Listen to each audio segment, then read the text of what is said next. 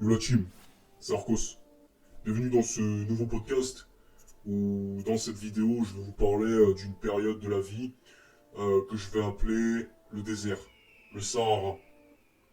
Pourquoi je compare une période de la vie ou un certain type euh, d'une période de la vie et je le compare à un désert? Tout simplement parce que vous allez traverser une période où rien ne va aller dans votre sens. Vous allez faire beaucoup d'efforts, vous allez dépenser de l'énergie dans le vide. Et vous faites ça pour par utilité, vous faites ça par un intérêt, mais vous vous rendez même pas compte que vous dépensez toute cette énergie dans le vide. Et que vous pensez à un moment donné que ce que vous voulez euh, ne va pas arriver. On peut prendre l'exemple du désert sentimental, où vous êtes une personne qui est restée trop longtemps célibataire contre vos grés, donc en gros vous êtes un incel. Et c'est pas une honte d'être un incel, il y a des personnes qui sont incel, mais c'est juste qu'on n'ose pas trop l'avouer.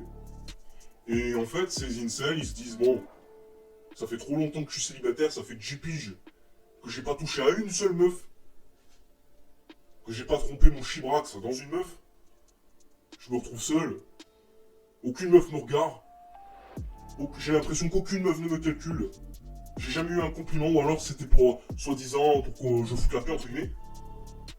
Rien, rien. Je me suis inscrit dans le site de rencontre. Ah bah ça marche pas, zéro match. J'ai pris 5 kilos de muscles. Ouais, ça marche un petit peu mieux, ouais, mais c'est des moches et des 3 sur 10. Or que je suis un 7 sur 10. Physiquement, ça marche pas. Ça marche pas. Ensuite, vous dites, mais merde, je vais suivre un coach en séduction et peut-être que ça va marcher. Vous dépensez 350 balles. Merde, putain, ça marche pas. Vous voyez? Et là, vous avez dépensé toute cette énergie pour un truc qui ne vous a rien apporté. Et je vais vous dire un truc. Les gens, quand tu as une basse valeur sur le marché sexuel, j'avoue que j'ai une basse valeur sur le marché sexuel.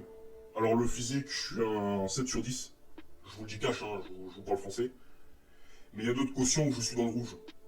Et il est temps que je travaille sur ces cautions parce que rien ne va, en fait. D'où pourquoi je vous fais cette vidéo pour vous parler du désert de la vie.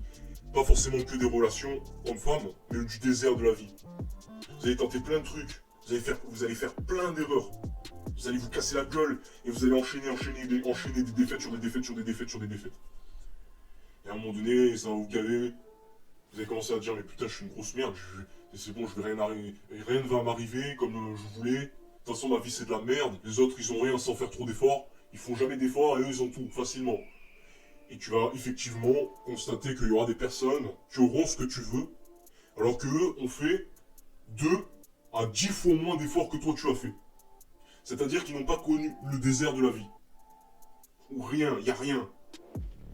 Et vous savez, je prends cette métaphore du désert, du Sahara, le désert de la vie du Sahara, parce que quand vous travaillez dans la période du désert, de la vie, vous allez avoir des moments où ouais, vous allez se dire, ça y est, je vais réussir, je vais avoir la meuf, je vais la baiser, ça y est, ça y est, ça y est.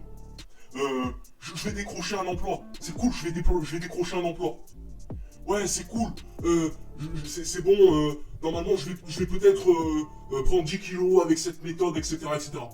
Et puis en fin de compte, vous espérez, vous y croyez dur comme fer que ça vous arrive, tu vois.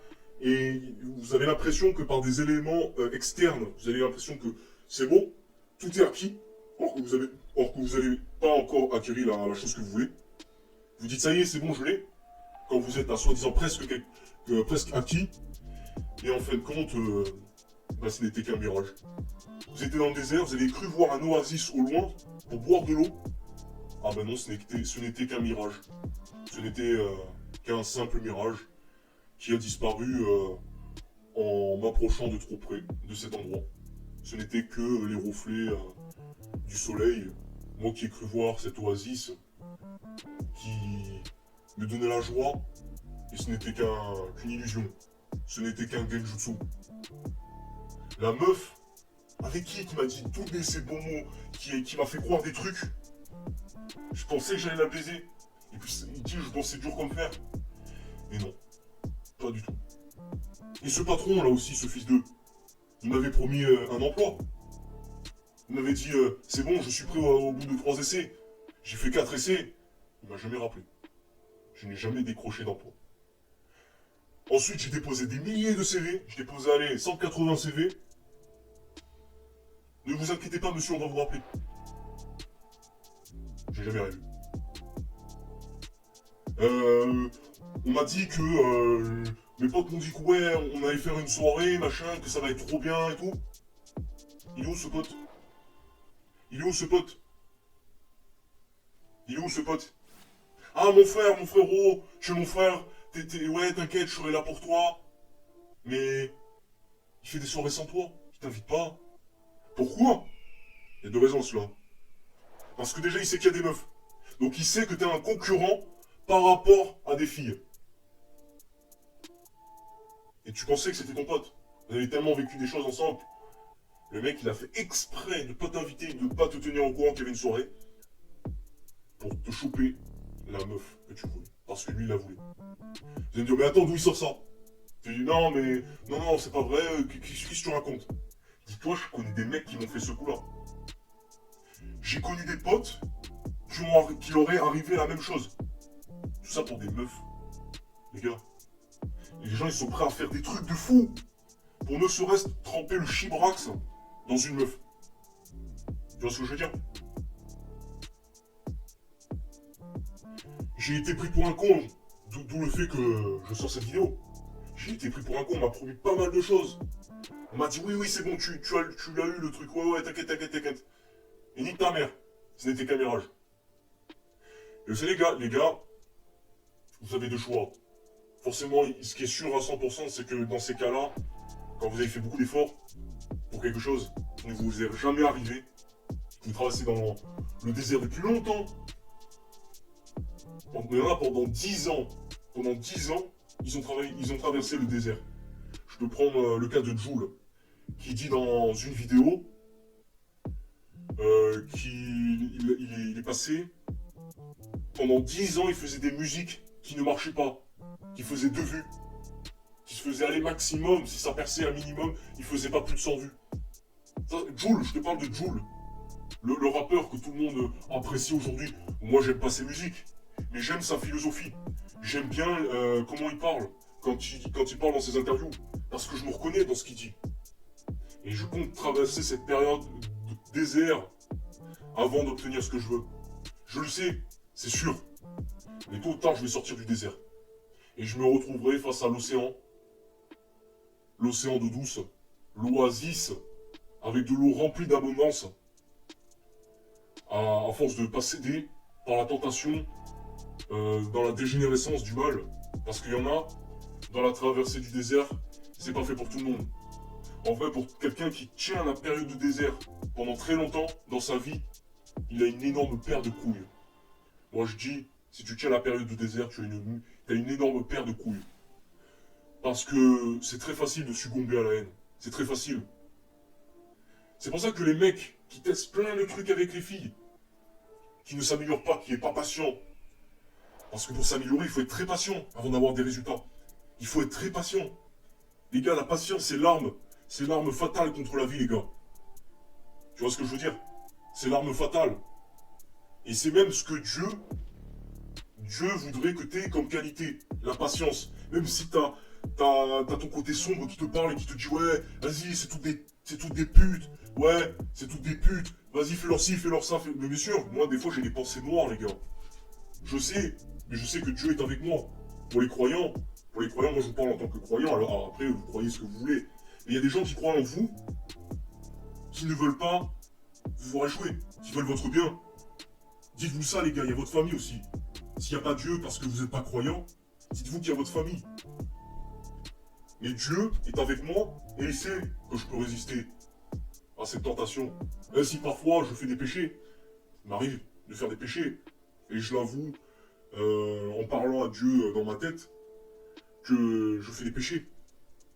Et Dieu me pardonnera tôt ou tard. Voilà, pour les croyants. Mais sachez les gars, que dans cette traversée du désert qui te fait souffrir, c'est là où tu peux te forger une personnalité d'homme charismatique, d'homme fort. d'homme puissant, d'homme avec qui tu pourras jamais arrêter. Un mec il va remettre toute sa vie en question. Ses relations, ses comportements, ses pensées. Ce qui est bien et pas bien. Quand je dis ses relations, c'est avec sa famille, ses potes. Qui sont ses vrais potes? Qui sont les gens faux? Qui sont les meufs qui me veulent? Qui sont les meufs qui jouent avec moi? Etc, etc. Des milliers de questions qui te traversent l'esprit, qui te font certes brûler le cerveau, mais des questions qui te font réfléchir et te rendent plus intelligent et plus fort mentalement et spirituellement. Le désert, peu de gens réussissent à le traverser et peu de gens arrivent à y survivre. Mentalement, je parle. Parce que beaucoup de gens, dans le désert, ils vont abandonner. Ils vont abandonner. Moi, je suis passé dans une traversée de désert qui est dans l'évolution physique. À un moment donné, je me suis retrouvé à 50 kilos.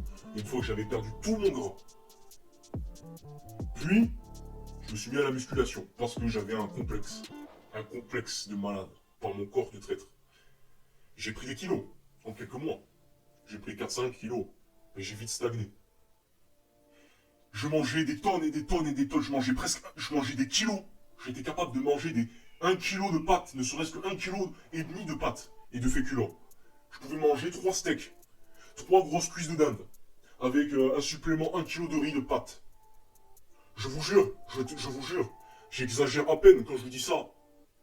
Et bien en faisant tout ça, vous savez quoi? J'étais dans l'erreur du débutant. Je prenais pas un pet de gras. Je prenais pas un pet de muscle.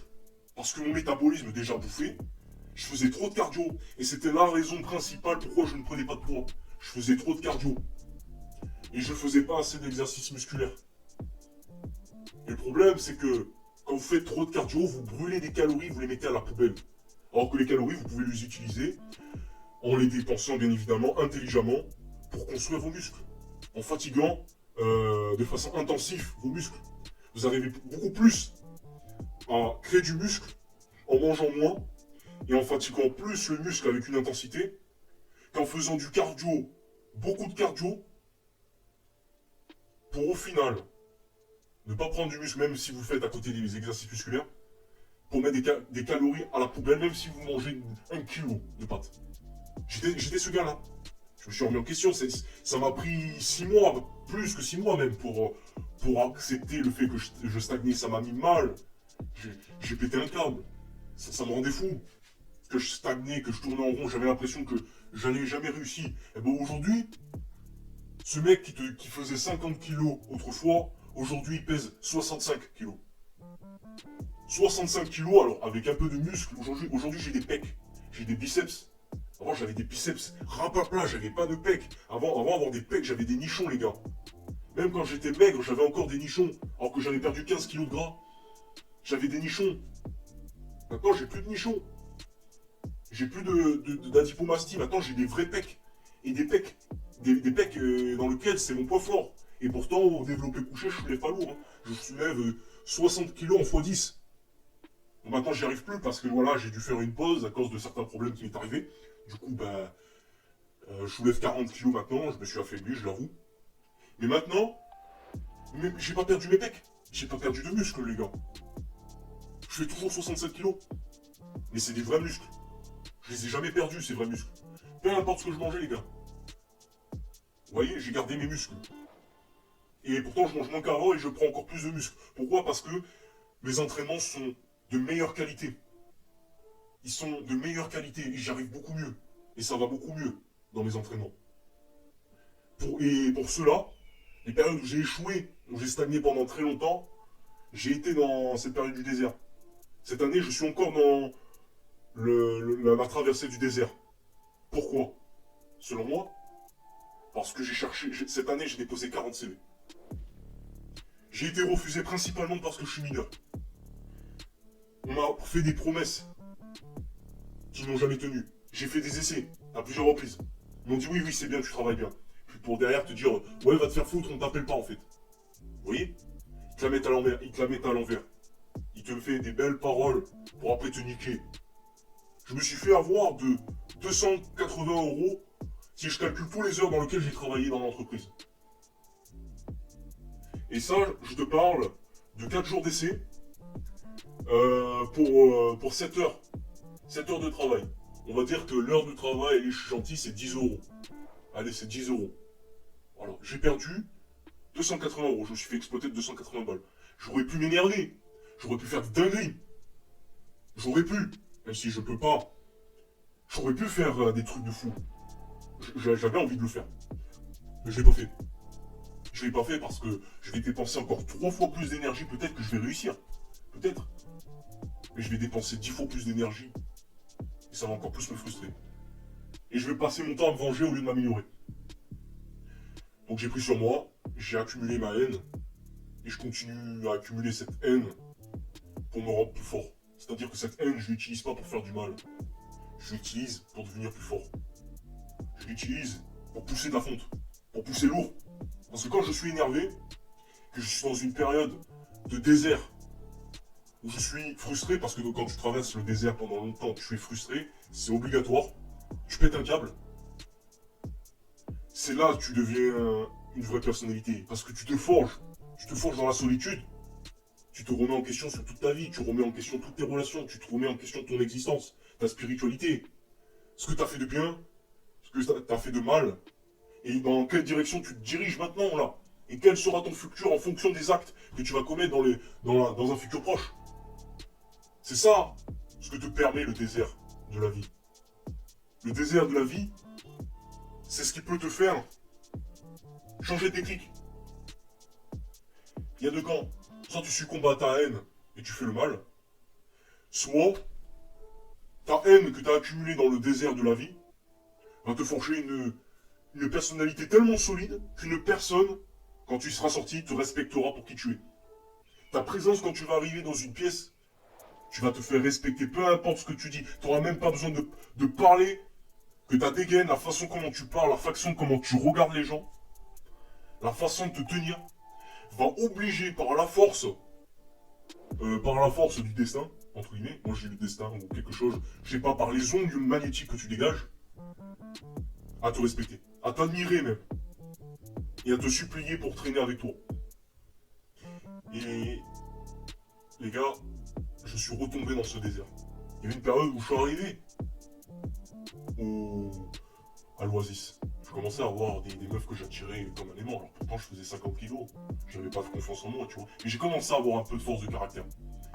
Et à cause de certains conseils que j'ai pris à droite à gauche, dans la red pill, j'ai tourné en rond pendant trop longtemps. Et ça m'a rendu mauvais. Je commençais à avoir des pensées noires. J'ai même pas vu tout ce qu'on m'a fait de bien. J'ai même oublié le bien qu'on m'a fait. Je pensais que au négatif. Et je devenais négatif. Quelqu'un de repoussant par son énergie négative, sa frustration. Et les gars, quand vous êtes frustrés, soyez tout seul.